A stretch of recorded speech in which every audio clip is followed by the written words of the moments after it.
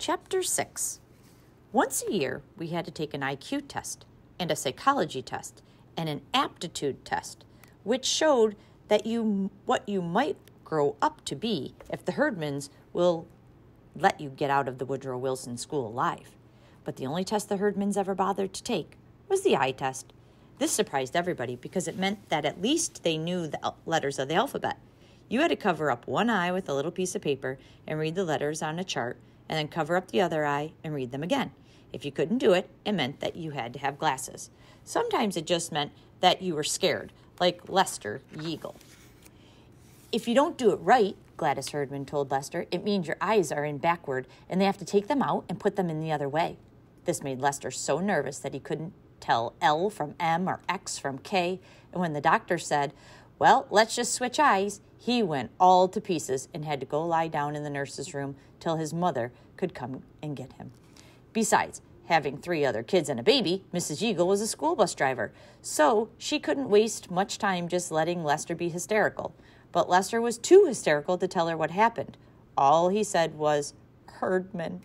Which one? Mrs. Yeagle said. Which one did it? And Lester said Gladys did it. Did what? The nurse wanted to know. Gladys wasn't even there. I don't know what, Mrs. Yeagle said, and I can't wait around to find out because I had to leave the baby with the Avon lady, and it's almost time to drive the bus. Come on, Lester, honey. Maybe you can find out, she told the nurse. Of course, Gladys said she didn't do anything, and the eye doctor said he certainly didn't do anything. But I gotta look at that kid's braces, he said, and I'll bet that's his problem. I didn't think so. Having braces was no problem. Not having braces was a problem. Gloria Coburn's little sister got braces, and Gloria didn't, and Gloria cried and carried on for weeks. I'll grow up ugly with an overbite, she said, and she didn't even know for sure what one was. She just wanted braces like everyone else. That night, the nurse called Mrs. Yeagle to say that apparently Gladys didn't do anything to Lester. We think the trouble may be his braces, she suggested. What braces? Mrs. Yeagle said. Lester doesn't have braces. But then she went and looked in his mouth, and she nearly died. What have you got in there? She yelled. What is all that? It looks like paper clips. Sure enough, Lester had paper clips bent around his teeth, and he got hysterical all over again because his mother pried them off. The nurse said she never heard of paper clips, but you know they all want to have braces or bands or something, and they don't know how much braces cost. Well, these cost 35 cents, Mrs. Yeagle said. According to Lester, Gladys Herdman put them on him, and that's what she charged him. And let me tell you, that kid better never try to get on my bus or any other Herdman's either. Getting thrown off the bus was almost the worst thing that could happen to you. You had to go to school anyway, no matter what. So if you got thrown off the bus, it meant that your father had to hang around and take you, or your mother had to stop whatever she was doing and take you. So you got yelled at left and right. You even got yelled at when it happened to someone else. Don't you get thrown off the bus, your mother would say. Mrs. Herdman probably never said this, but she didn't have to worry about it anyway. The Herdmans never got thrown off a bus because nobody ever let them on one. Sometimes, though, they would hang around what would have been their bus stop if they had one, smoking cigars and starting fights and telling little kids that the bus was full of bugs. Big bugs, Gladys told Maxine Cooper's little brother, Donald. Didn't you ever hear them? They chomp through anything to get food. You better give me your lunch, Donald. I'll take it to the school for you. Of course, that was the end of Donald's lunch, but at least Maxine said it was just a day-old bologna sandwich and some carrot sticks. They probably wouldn't do that again. They're just jealous, Alice told her, because they have to walk while everybody else gets to ride and be warm and comfortable. Come on, Alice, I said. If you think the school bus is warm and comfortable, you must be out of your mind.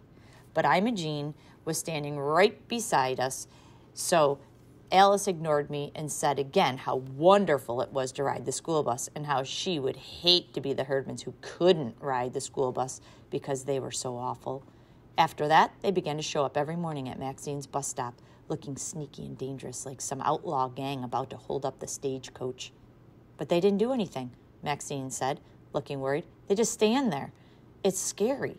It scared Donald all right, and after 3 or 4 days, he wouldn't even come out the door. So Maxine stood on her front porch and yelled, "My mother says for you to go home." "We can't go home," Imogene yelled back. We have to go to school." Then they all nodded at each other, Maxine said, just as if they were this big, normal family of ordinary kids who got up and brushed their teeth and combed their hair and marched out ready to learn something. Maxine felt pretty safe on her own porch, so she said, "Then why don't you just get on the bus and go?" "Get on your bus?" Imogene said. "Get on bus 6? And Gladys hollered that she wouldn't get on bus 6 if it was the last bus in the world, and Leroy said, "Me neither." And then when the bus came, Maxine told us, they all ran behind the McCarthy's front hedge and just stood there staring at us. "What did Mrs. Yeagle do?" I asked. "She yelled at them, 'Don't you kids even think about getting on my bus.' And Ollie said, 'I'll never get on bus 6. He said it twice. "Listen," Maxine leaned forward and lowered her voice. "I think the Herdmans are scared of the bus." This was the craziest thing I'd ever heard. "It's just a bus," I said. "I know that," Maxine said, "but it's my bus, and I have to ride on it, and I don't want to ride on a doomed bus." This sounded crazy too, but nobody laughed, because if the Herdmans were scared of bus 6, it was the only thing in the world they were scared of. So you had to figure they must know something no one else knew. Whatever it was, they weren't telling. But every day, there they were at the bus stop, whispering and shaking their heads. Charlie thought they were stealing pieces of the bus, one little piece at a time. And someday the whole bus would just fall apart and scatter kids all over the street. Eugene Preston brought in a copy of Amazing Comics about a robot bus that suddenly began to go backward and sideways and turn itself over and lock all its doors so the people are trapped inside yelling and screaming. In the comic book, the Mighty Marvo showed up and rescued everybody, but Eugene said he wouldn't want to count on the Mighty Marvo if he was up against the Herdmans. "I just know something's going to happen," Maxine said. "I keep hearing this strange noise on the bus." I don't know how she would hear anything except kids hollering, but Eloise Albright said she heard a strange noise too. Some kids said they smelled something on the bus, but who doesn't? Egg sandwiches, poison ivy medicine, Alice Wendelkin's Little Princess perfume. Lester finally asked his mother if there was anything wrong with the bus, but she just said, "Yes, it's full of kids." Then bus 6 was assigned to take the 3rd grade to a dairy farm to study cows, and Ollie Herdman refused to go. "Not me," Ollie said, "not on that bus." Of course, this was good news for the cows, and the teacher was pretty happy, but the rest of 3rd grade was scared to death. Boomer Malone's little sister Gwenda said the suspense was awful, waiting for the bus to blow up or turn over, and between that and having to milk a cow, the whole 3rd grade was wiped out for the rest of the day. By this time, Maxine was a nervous wreck, along with Donald and Lester and everybody else on bus 6.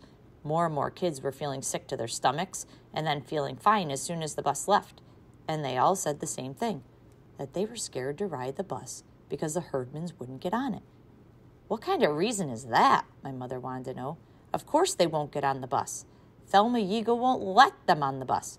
Nobody wants them on the bus." "Something bad is going to happen," Charlie told her, "and the Herdmans know what it is. That's why they won't get on. They know bus 6 is doomed." "Doomed?" Mother stared at him.